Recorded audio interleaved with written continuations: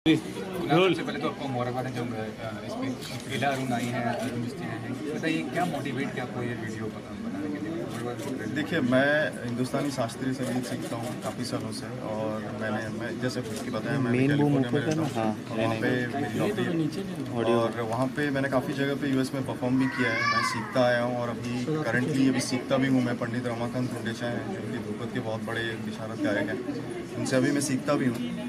और उसके वजह से म्यूज़िक का जो डेप्थ है, जो हमारी शास्त्रीय संगीत की जो पावर है, मैं उसमें करते करते मुझे ऐसा लगा कि हमारी जो म्यूज़िक है वो बहुत ही ज़्यादा स्ट्रॉन्ग है, जिसको कि अच्छे तरीके से अगर प्रेजेंट किया जाए और एक अच्छे सब्जेक्ट के साथ, अच्छे क्वालिटी के लिरिक्स के साथ, जो मीनिंगफुल हो और जब लोगों के पास पहुँचे तो उनको वो फील हो, तो इस तरीके से एक अच्छा प्रोडक्ट हम कर सकते हैं। और मैं अपने म्यूज़िक को इसी हिसाब से प्रेजेंट करना चाहता था सबके सामने, तो यही वजह थी। पर्पसफुली आपने यही टॉपिक चुना, सूखापन और माइग्रेशन के ऊपर? आपके दिमाग में पहले नहीं चल रहा था? नहीं, ऐसा नहीं है। जैसे कि मेरे दोस्त स्नेहाशीष जिन्होंने डायरेक्ट किया है, तो वो डॉक्यूमेंट्री फिल्म मेकर हैं। उन्होंने इन तरीके के जो सीरियस सब्जेक्ट्स हैं, इसमें बहुत सारे ऐसे डॉक्यूमेंट्रीज बनाई हैं। उनका एक डॉक्यूमेंट्री एक बार सत्यमेव जयते में भी टेलीकास्ट हुआ था। तो हमारी जब बात होती थी और हम जब सोचते थे कि क्या कॉन्सेप्ट लाएं जिसमें कि एक अच्छा सब्जेक्ट को दिखाया जा सके थ्रू म्यूज़िक, तो इसमें हमने चुना कि एक ऐसा सीरियस सब्जेक्ट जो लोगों को अफेक्ट करता है, जो हमारी सोसाइटी में कुछ लोगों को असर करता है, वो उसमें अगर हम कुछ इस तरीके के, अगर आप देखें इस वीडियो को, तो ये एक लव स्टोरी है, और एक लव स्टोरी एक इस तरीके के हालात में है जिसमें कि सूखा पड़ा हुआ है, लोग स्ट्रगल कर रहे हैं अपने रोजी रोटी कमाने के लिए। तो वहाँ पे हमने सोचा ऐसा एक सीरियस सब्जेक्ट में कुछ मेलोडियस और एक लव एंगल ऐसा कुछ दे के उनके जो ह्यूमन इमोशंस हैं उसको प्रेजेंट करें, यही सोच थी इसके पीछे। राज सर को कास्ट करने की क्या वजह थी? राज सर एक बहुत ही हाई क्वालिटी के थिएटर एक्टर हैं, ये सभी जानते हैं, सीनियर एक्टर हैं। काफ़ी ऐसे एग्जाम्पलरी रोल्स वो कर चुके हैं जिनको देख के ही आप समझ सकते हैं कि अगर ये हमारे लिए काम करें तो ये एक बहुत अच्छे क्वालिटी का प्रोडक्ट बन सकता है। और उनके एक्सप्रेशंस और जिस तरीके की एक्टिंग है उनकी, हमने सोचा कि ये बहुत ही अच्छे कलाकार हैं जिनको हम इस वीडियो में ला सकते हैं।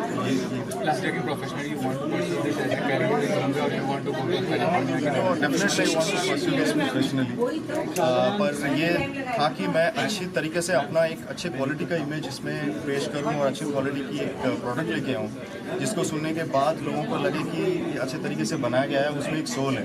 और मैं अपना जो भी मेरे में जितनी भी कैपेबिलिटी है संगीत से, उस चीज़ को मैं अच्छे तरीके से सबके सामने लाना चाहता हूँ। आप बहुत सालों से कैलिफोर्निया में भी रह रहे हैं, तो इंडिया और बाहर के देशों में जो म्यूज़िक है उसमें कोई डिफरेंस आपको महसूस होता है? देखिए, म्यूज़िक तो हर एक जगह अलग अलग होती है, लेकिन म्यूज़िक का सोल एक ही होता है। हर एक जगह म्यूज़िक का पर्पस एक ही है। लोग जब एक म्यूज़िकली कोई एक प्रोडक्ट प्रेजेंट करते हैं आपके सामने, तो वो एक पर्पस होता है उसके पीछे।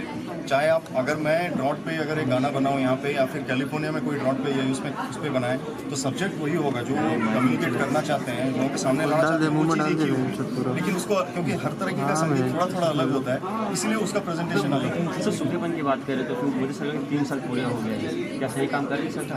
देखिए, ये यहाँ पे हम गाने के बारे में बात करें तो ज़्यादा अच्छा है। मैं ऐसा कोई हूँ नहीं जो मोदी जी के काम पे इस तरीके की चीज़ों पे कमेंट करता हूँ। मतलब इतने बड़े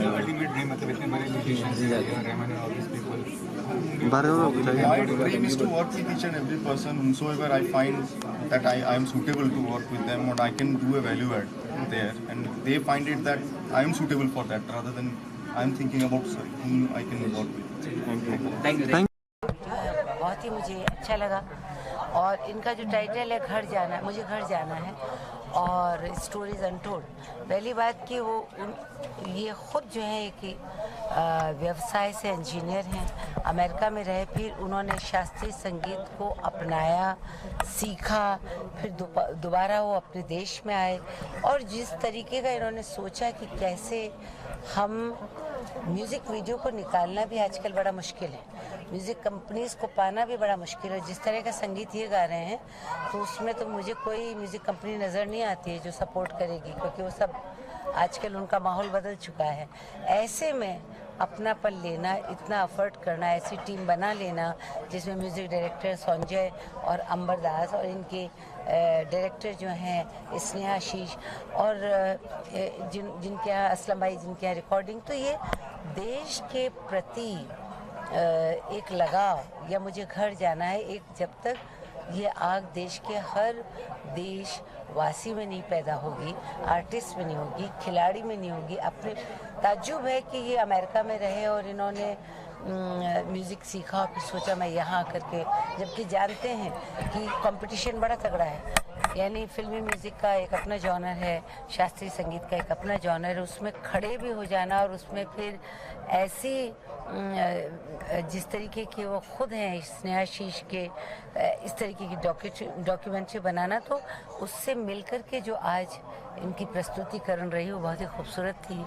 और मैं उम्मीद करती हूँ कि इस तरीके के सिंगर्स को भी एक नया प्लेटफॉर्म मिले। इतनी डिजिटल चीज़ें आ रही हैं, नाटक के लिए वेबसाइट आ रहा है, पर जो कुछ भी प्लेटफॉर्म मिले उसमें पैसा भी होना चाहिए, वरना वो प्लेटफॉर्म किस काम का जिसमें कि आर्टिस्ट खुद जो है वो तो देश के लिए कर ही रहा है, वो अपने लिए एक, पर अगर वो कल को इसका व्यवसाय, इसको संगीत को व्यवसाय बनाए, तो हमारे यहाँ हज़ार ऐसे टैलेंट है। जब आप चिल्ड्रन ये रियलिटी शोज़ को देखते हैं तो वो बच्चे तो वाकई में इसको अपना व्यवसाय बनाना चाहते हैं। तो जहाँ ये दे सकने की स्थिति में है, वहाँ कुछ ऐसे आर्टिस्ट हैं जो देश से, लोगों से, व्यवसाय से जुड़े लोगों से कुछ चाहते हैं। तो ताली दोनों हाथों से बजती है। I wish him all the best. Ida ji, पूछ रहे हैं कैसी जवानी है, ये जो आग लगाई हुई है, वो तो मेरी खुद की जवानी। नहीं, क्या कहना चाहिए, कितना बदल गया है पहले से? वो एल्बम काफी हिट हुआ था और आज भी नहीं, देखिए वो भी वो टाइम अलग था। वो टाइम,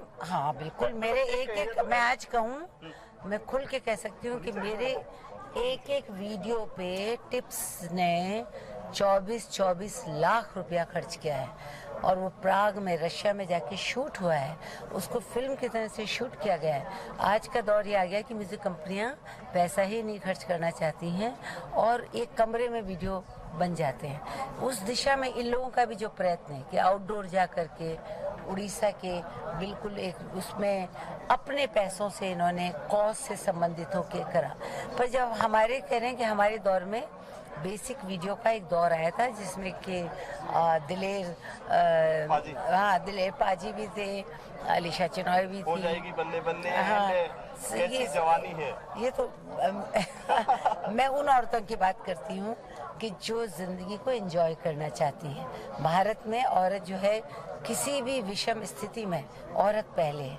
वो श्रृंगार भी पसंद करती है, वो प्रेम भी। हमारे यहाँ पूरे 9 श्रृंगार माने जाते हैं। भारतीय स्त्री गहनों के बिना, कपड़ों के बिना, म्यूजिक के बिना, प्यार के बिना और जवानी के बिना है ही नहीं। तो मैं उस औरत को सेलिब्रेट करती हूँ। इसका रीमेक बनेगा, क्या कहना चाहिए? रीमेक तो 50 बन चुके लोग बना रहे हैं। आप उसमें करेंगे दोबारा कुछ ऐसा? हाँ, मैं करूँगी। जवानी तो औरत मरते हैं। हाँ, ये बात पूछो। बेगम जान में देखा गया, तो आगे आपको वापस कौन से मूवी में ऐसा देखा है? बेगम जान में आपने देख लिया कि मेरा रोल जवानी से बहुत अलग है। अम्मा जो है वो ऐसी बहादुर औरतों की बात करती है जिसमें कि मीराबाई है, झांसी की रानी है और रज़िया सुल्तान है, और ऐसी कहानियों को बच्चों को सुना करके वो बहादुरी सिखाती हैं। तो रोल तो क्या है, मैं एक्टर हूँ। जिस किस्म का भी बुलेट रानी मिलेगा तो वो भी कर लूँगी, मीराबाई मिलेगा तो वो भी कर लूँगी, पागल मिलेगा तो वो भी कर लूँगी, घायल, वो घातक याद है ना, सब मरेंगे, वो भी मरेगा, तू भी मरेंगे। तो हम एक्टर है ना, हमें जो भी रोल दोगे, जब तक मैं उस उम्र में, हाँ, एक एक्टर की तरह मैं वो रोल नहीं कर सकती हूँ फिल्म में जो कि मेरी उम्र को न सूट करे। धीरे धीरे ये अम्माएँ मिलेंगी और क्या, पर अच्छी अम्माएँ मिलेंगी। ओके।